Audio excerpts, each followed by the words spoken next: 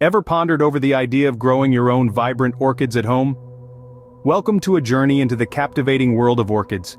These exotic plants, known for their striking beauty and diversity, can turn any space into a tropical paradise. But how do you grow and care for these unique blossoms at home? It's simpler than you might think. In this guide, we'll walk you through the process step by step. We'll start by discussing how to pot these stunning flowers, followed by how to properly position them in your home. Next, we'll delve into the importance of lighting, watering, and fertilizing, all crucial elements for your orchids to thrive. We'll also share tips on encouraging your orchids to bloom, and how to handle any problems that might arise. So, are you ready to embark on this botanical adventure? Stick around to learn how you can transform your space with these exotic blooms. First things first, we need to understand how to pot and position our orchids.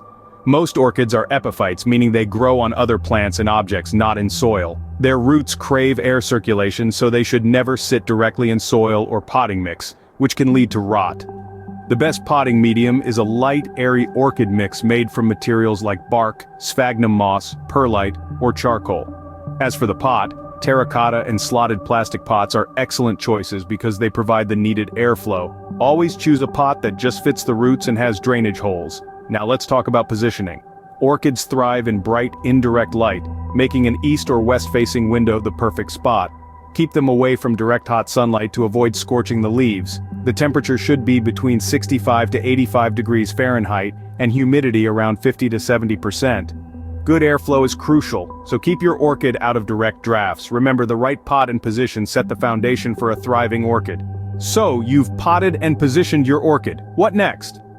Well, orchids love light. In fact, insufficient light is the #1 reason orchids fail to bloom. So, if your orchid isn't showing off its beautiful flowers, try moving it closer to a bright window, or supplement it with some LED grow lights. These lights provide full-spectrum illumination that mimic natural sunlight. Next, let's talk about water. Orchids prefer a wet and dry cycle. Water them thoroughly once a week, let the excess drain, then let the potting mix dry out a bit before the next watering. If the leaves start to droop, it's time to water. But be careful, yellowing leaves may signal overwatering. Finally, fertilization. During growth periods, fertilize your orchids weekly at half strength with a balanced liquid fertilizer. But remember, during winter dormancy, it's time to give them a break from feeding. Effective light, water, and fertilizer management are key to a blooming orchid. Now, let's talk about the most exciting part: getting your orchid to bloom. Orchids are a bit like Goldilocks.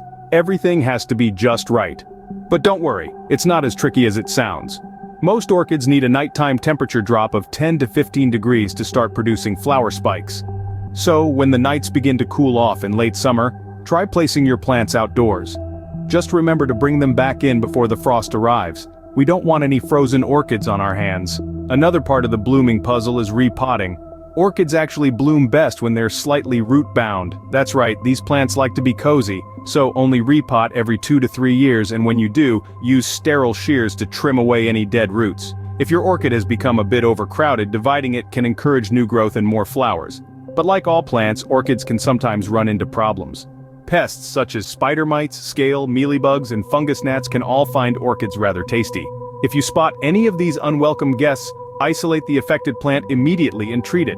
Fungal issues can also be a problem. Things like root rot, leaf spot, and blights are often caused by overwatering. To combat this, improve drainage and airflow and wipe the leaves with milk. Yes, you heard me right, milk. It can help inhibit fungal growth.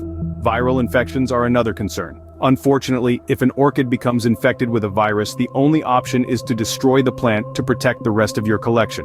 It's harsh, but necessary. But remember, prevention is better than cure. Good care tailored to your specific orchid variety can help keep these problems at bay. With the right care and attention, your orchid will reward you with beautiful blooms. Growing orchids at home might seem like a daunting task, but it's quite simple once you get the hang of it. We've covered everything from potting, positioning, to troubleshooting common issues. With these tips at your disposal, you're all set to grow your own stunning orchids. Happy gardening!